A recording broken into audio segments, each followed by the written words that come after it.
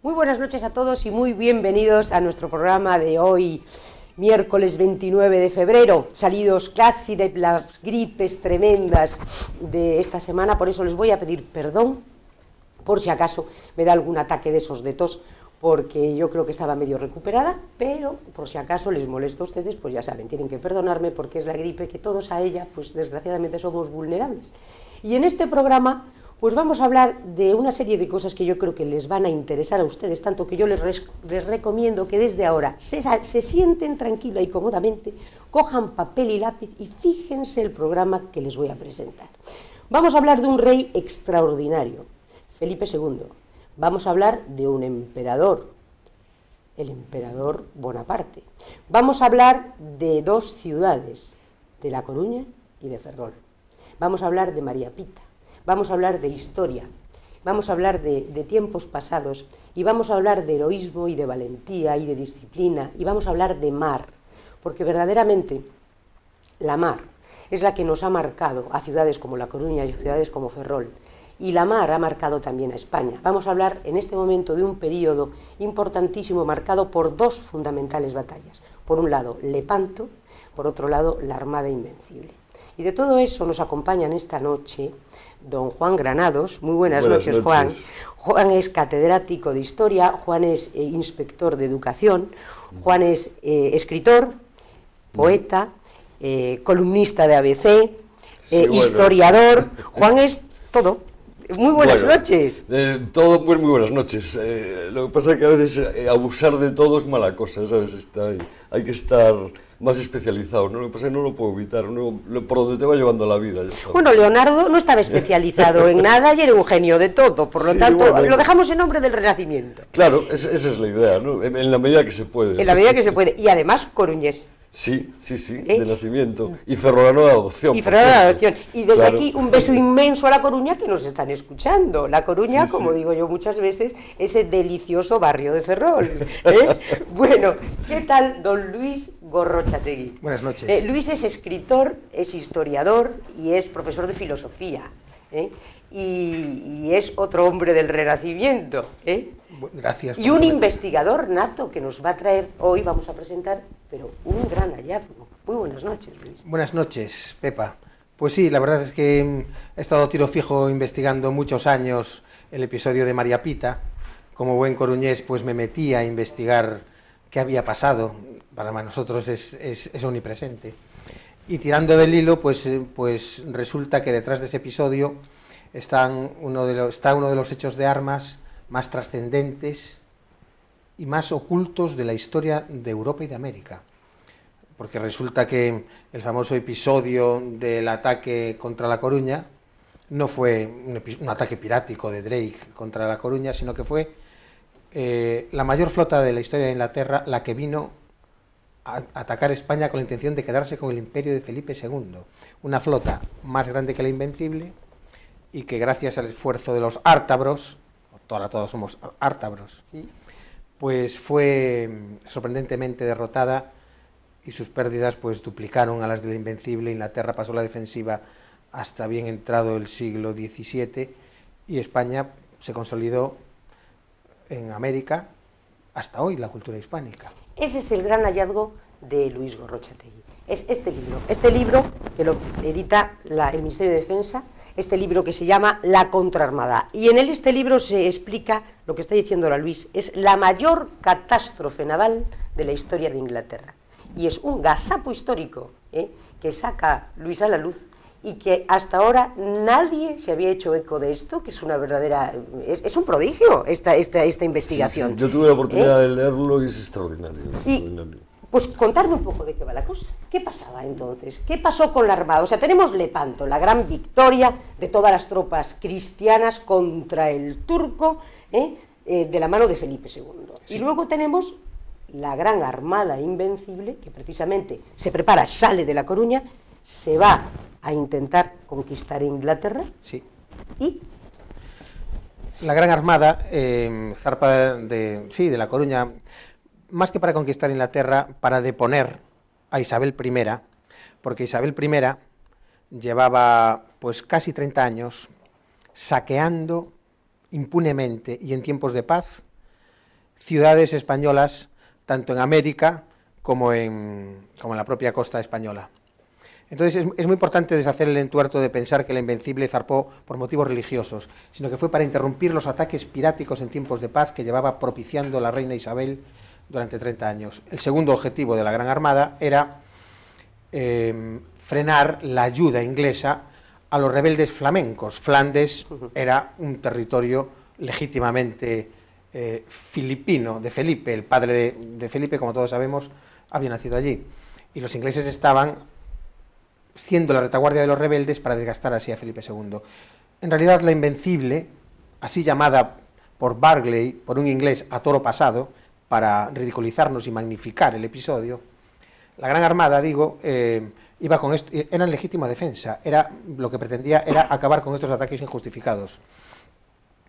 No pudo llevar a la práctica la operación anfibia, que consistía en llegar a Dunkerque, escoltar los tercios de Flandes, de Alejandro Farnesio, al estuario de Kent e iniciar la marcha hacia Londres para, insisto, para restaurar la fe católica. La mitad de los ingleses eran católicos y estaban sufriendo una persecución religiosa digna de Trajano o Diocleciano, mucho peor que cualquier otras muestras de intolerancia que se estuviesen produciendo en España.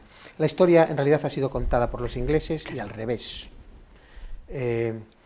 Bueno, pues una de las cosas que sabemos hoy es que esta Invencible, de hecho lo fue porque no fue derrotada. Perdió la oportunidad de escoltar a los tercios, era imposible esa escolta porque habían elegido mal el puerto de Dunkerque, no tenía suficiente profundidad para establecer la conjunción de las flotas, de las barcazas de Farnesio con los galeones.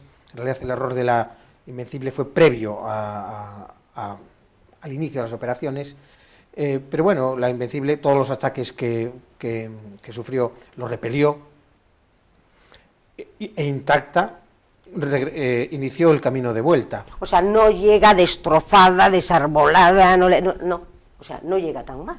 En absoluto. La Armada. En absoluto. De hecho, el hecho de que haya llegado fue lo que motiva el contraataque inglés. El contraataque inglés del año siguiente, la contraarmada, el episodio que tenemos entre manos... Entonces, la Armada ya llega otra vez a La Coruña. No, llega a Santander, fundamentalmente. Llega a Santander, pero luego se repliega entre La Coruña, Santander, o sea, todo el norte. Llega, la tenemos aquí colocadita. A mí me gustaría hacer un poco de abogado del diablo, porque sí, me encanta mortificar a Luis, que somos como 7 mesinos, pero estas cosas hay que hacerlas. Y yo quiero hacerle una pregunta, si me dejas, porque sé que detesto esta pregunta. Y es la siguiente: sabes que ahora acaban de sacar un libro que es una especie de alter ego de este libro, que es la versión inglesa de la Gran Armada, realmente. No es exactamente el mismo periodo, pero habla de la Gran Armada en extenso y, supongo, y no se atreve a meterse con el asunto que escribe Luis, naturalmente, ¿no? Pero yo siempre a Luis lo quiero mortificar con estas cosas.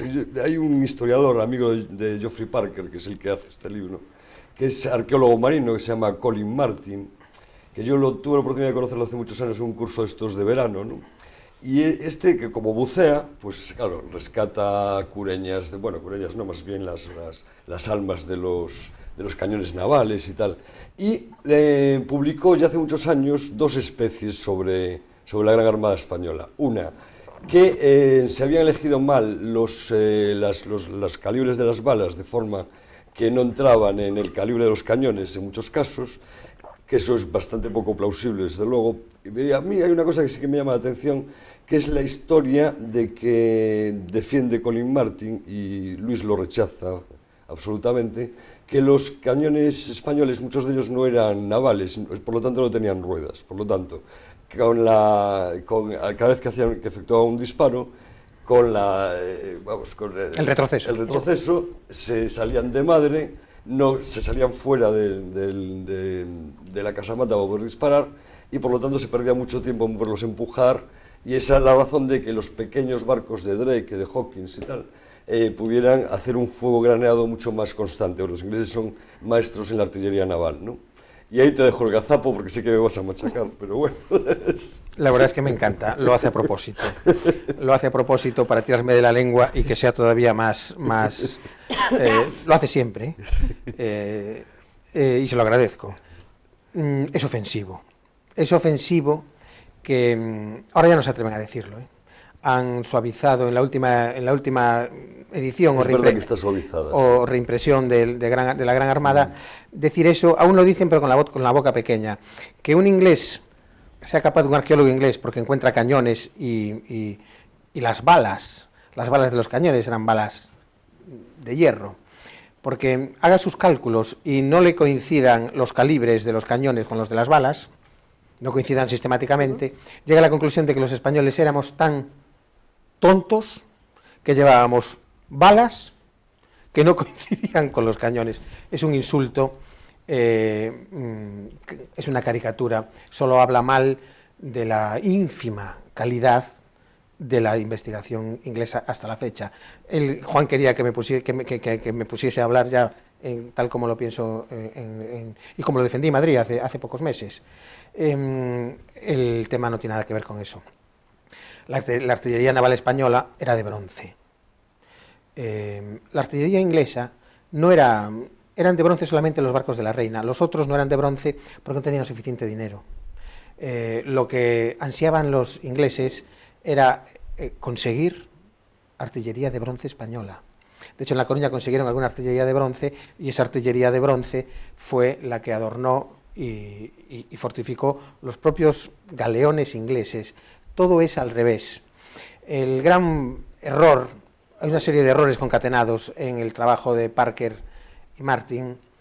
El gran error es no darse cuenta de que los barcos de la Invencible llevaban estivados en sus bodegas cañones de asedio, cañones muy gordos, que son capaces de disparar grandes balas a cortas distancias y a bocajarro, con la intención de ir debilitando las murallas, fuego convergente sobre un punto de las murallas durante días y días, literalmente hace el agujero.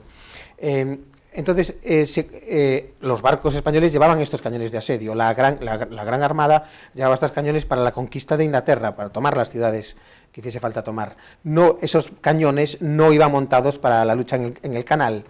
El asunto es que el ejército inglés en esta época era un ejército, no se podía comparar con el español, muy primitivo. No conocían demasiado estas cosas. De hecho, la contraarmada no llevaba cañones de asedio. Fue uno de los elementos por los que fracasó estrepitosamente. No darse cuenta de que esos eran cañones, de que estos hallazgos eran cañones de asedio, no cañones navales, es un error de proporciones catedralicias.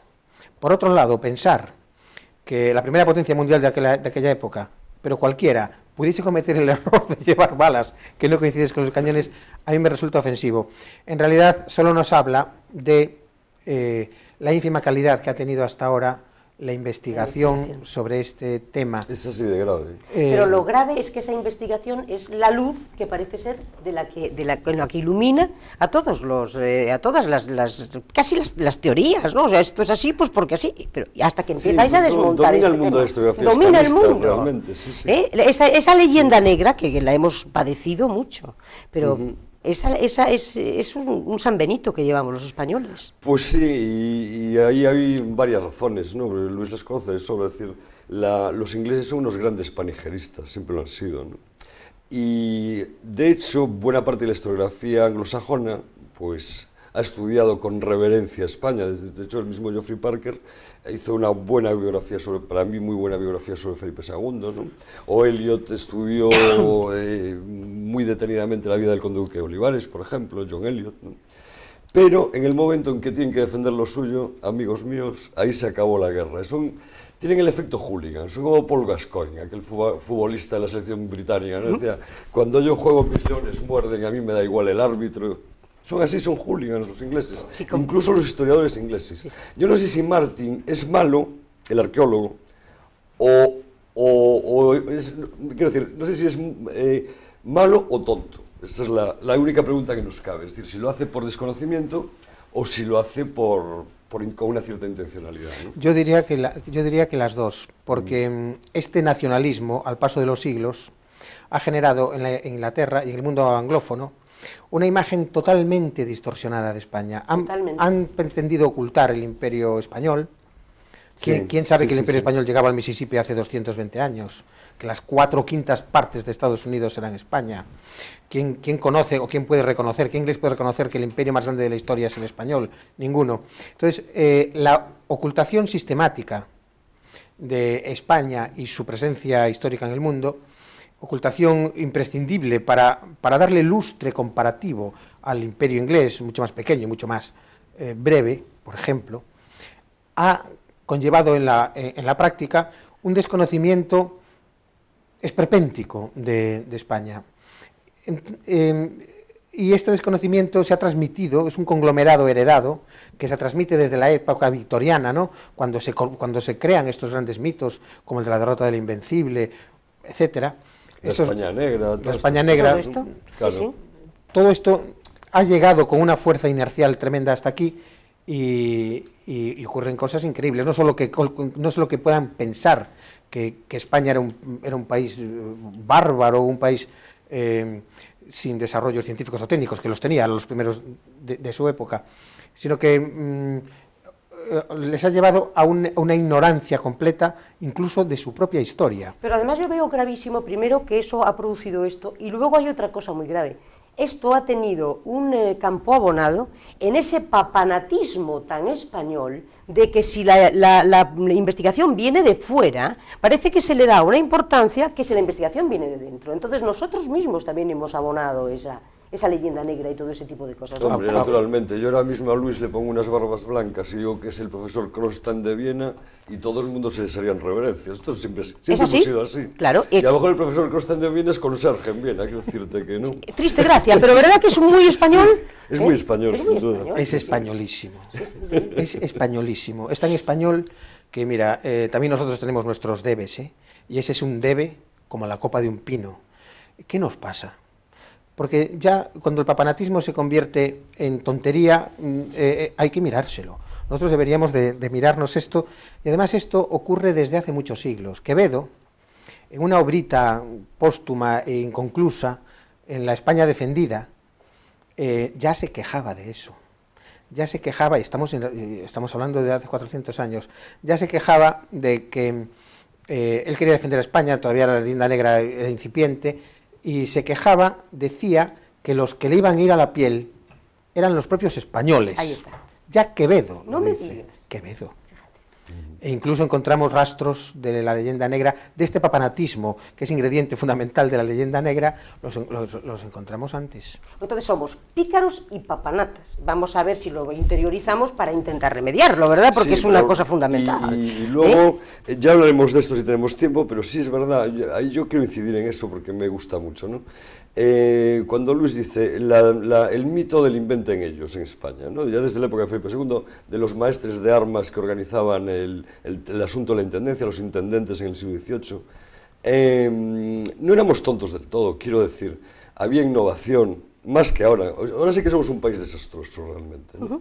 Pero innovación científica siempre hubo en España, lo que pasa es que ha sido muy tapada siempre, ¿no? Y cuando se montó este arsenal, por ejemplo, que es asombro de Europa en su tiempo, y si tuviéramos autoridades o políticos más despiertos, pues sería ahora patrimonio de la humanidad, como es la Torre de Hércules en Coruña, naturalmente, ¿no? Es algo que parece inaudito, ¿no? Inaudito. Inaudito, absolutamente inaudito, porque además